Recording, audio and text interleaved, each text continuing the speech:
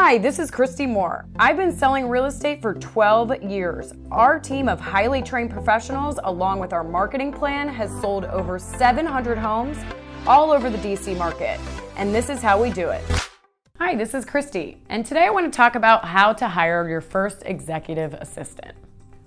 So it's really important to understand what your assistant is going to be doing on a daily basis, first and foremost.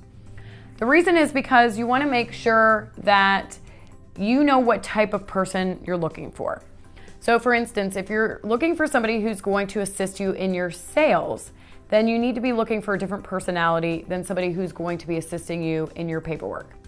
I highly recommend that your first assistant be an actual executive assistant who handles all of your details and handles all of your paperwork, so that's the first thing you get off your plate so that you can go and make more sales. Generally speaking, you want this person to give you a return. Now, I know that sounds a little bit dry, but it is true that you want to have a return on your hire. So if you're going to pay somebody $40,000 a year, you want to make sure that that frees you up to make about another $120,000 a year. So you have to calculate, what is that going to take on your end? So how much more productive do you need to be in order to afford this person and have it be a good investment for you?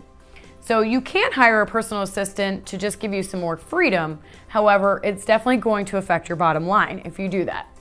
So when you're looking for your first assistant, what I recommend is that you write down everything that you do on a daily basis and how long it takes you to do said things. So this way you know how many hours they're going to be working and exactly what their job duties are going to be. So if you're spending 4 hours a day on paperwork, you know that they're going to be spending 4 hours a day on paperwork. And then as you increase your sales, they're probably going to be spending 4 to 5 hours on paperwork. Also, you want to make sure that your personality profile lines up with the type of work that you're trying to get them to do. So if you want somebody that's very detail-oriented, they're going to be doing data entry, paperwork, handling all the details, managing your calendar, you need to find somebody who's very organized and detail-oriented. So when you're hiring people or you put an ad on a job board, you want to make sure that you do have them do a DISC profile. The interesting thing about the DISC profile is that you can have people with the same DISC, but they might have different values. So the DISC profile I recommend that you use is the one on Tony Robbins' website. If you go to tonyrobbins.com/DISC, it will give you a DISC profile and it will give you their values. So for instance, let's say you're looking for somebody that's going to handle the aesthetic part of your business, meaning they're doing brochures and marketing and photos and things of that nature. You're generally going to look for somebody who is an SC personality or a CS personality, but you want them to be a high aesthetic on the values section. If you're looking for somebody to handle all your contract paperwork, they can still have the same DISC profile, meaning an SC or a CS, but you most likely want them to be a high regulatory person.